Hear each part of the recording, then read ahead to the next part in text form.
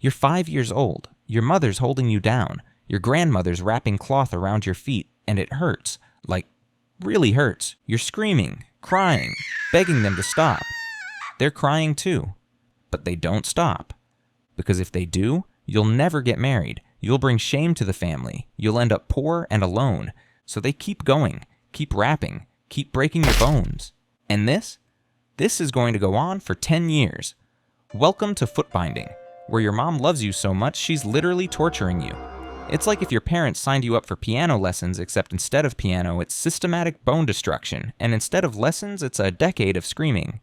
Here's the thing, you didn't choose this. You're 5. You don't understand what's happening. You just know your feet hurt so bad, you can't breathe.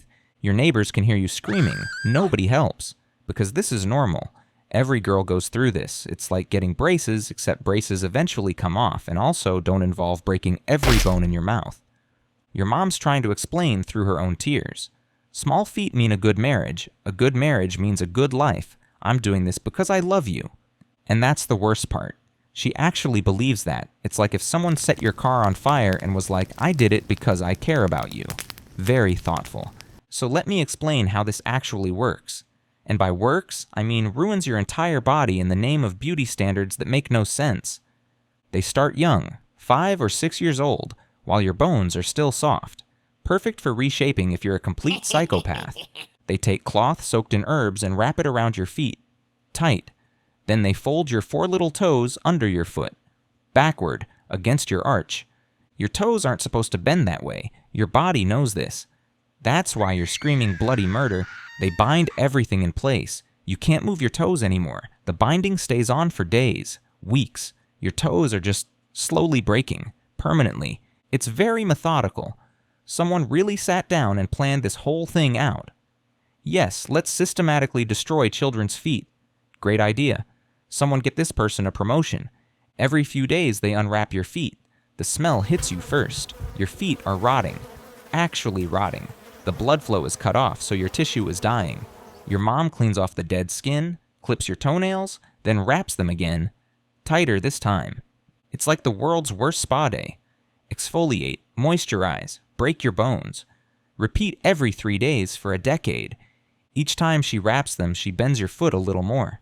Your arch is collapsing. Your foot's getting shorter, smaller, more beautiful.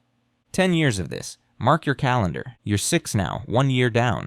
9 to go.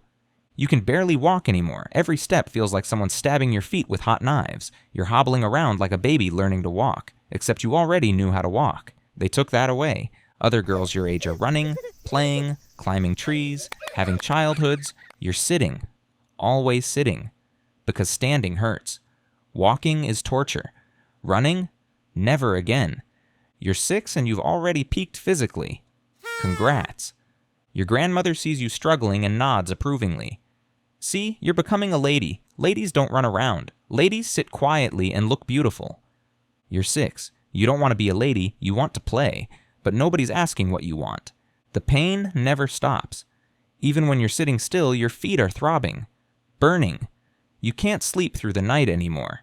Your mom holds you, tells you it'll be worth it. You'll get a good husband. You're too young to even understand what that means. You just want 5 minutes without pain. You're 10 now. Halfway there. Your feet are about 3 inches long. They call them lotus feet. Cute name. Terrible reality. They're shaped like a lotus flower. If lotus flowers were made of broken bones and dead flesh. You can't walk normally at all anymore. You hobble, sway. Sometimes you need a cane. You're 10 years old with a cane. Your mom says you're doing great. Your feet are small. Beautiful. Men will want to marry you. You're marketable now. Like a product. A product with destroyed feet. And you're starting to notice something. All the women with bound feet, they never leave the house. Can't walk far. Can't work. They're just stuck. Trapped. Oh, this isn't about beauty at all. This is about control. Women who can't walk, can't leave. Can't run away. Can't be independent. You're being crippled on purpose. It's like a prison, except everyone pretends it's a gift. You're 12 now, 7 years in. Boys are starting to notice you. Not your face, not your personality, your feet. Such small feet. So elegant. You want to scream. You want to show them what elegant actually looks like. The twisted bones, the scars, the smell. But you smile. You've learned to smile on command like a trained seal, except seals get fish. You get compliments about your deformed feet. Your mom's already meeting with matchmakers. You're 12. They're discussing your qualities. Your feet are your best quality. Everything else is filler. Your personality, your hopes, don't matter. You have small feet. That's the whole pitch. It's like being sold on Craigslist, but they call it marriage, so it sounds classier. You're 15, 10 years, a full decade. Your feet are done. 3 inches long, shaped like little triangles. And here's the fun part. You can't ever unbind them. The bindings are holding your broken bones together. So this is permanent, forever. You can sort of walk, barely, short distances, very slowly. You've developed this swaying walk where your hips do all the work because your feet aren't helping. Men think this swaying is attractive. They call it graceful. You call it the only way I can move without eating pavement. Next month, you're getting married to a guy you've met twice. He's 30, you're 15. He picked you because of your feet. Didn't ask about your personality, just saw your tiny feet and decided, yep, wife material. Very romantic. Your mom's thrilled. See? Worth it. Success. You're feeling a lot of things. Relief, anger, fear, all of it. But you smile. You're 20. Married 5 years. You have a daughter? She's 4. Next year you'll have to bind her feet, just like your mom did to you. The cycle continues. You don't want to do it. The thought of hurting your daughter the same way makes you sick. But if you don't, she won't get married, so you'll do it. Because you love her, you'll break her to save her. And that's the worst part of footbinding. It's not just the pain. It's that the victims become the ones doing it to the next generation. Your mom tortured you. Now you'll torture your daughter. Everyone keeps the cycle going. It's like a pyramid scheme, except instead of money, you lose the ability to walk. You're 35 now, 3 daughters. You bound all their feet, cried every time they screamed. You remembered your screams. You did it anyway. Your feet hurt all day, every day. The pain never left. Chronic pain is just your life now. You can't work, can't travel. Your whole world is this house, this courtyard. Your husband goes places, has freedom, has working feet. You have tiny feet and constant pain. Was it worth it? Your mom says yes. You got married, had kids. You're successful, but you can't walk. You're in pain constantly. You tortured your own daughters. But hey, you're married. So there's that. Sometimes you think about what life could have been if you'd been born somewhere else, if you'd been allowed to keep your feet, your mobility, your childhood, but you weren't. You were born here, into a culture that decided women's feet should be 3 inches long and suffering is the price of beauty. You're 50 now. Your feet are falling apart. Infections constantly.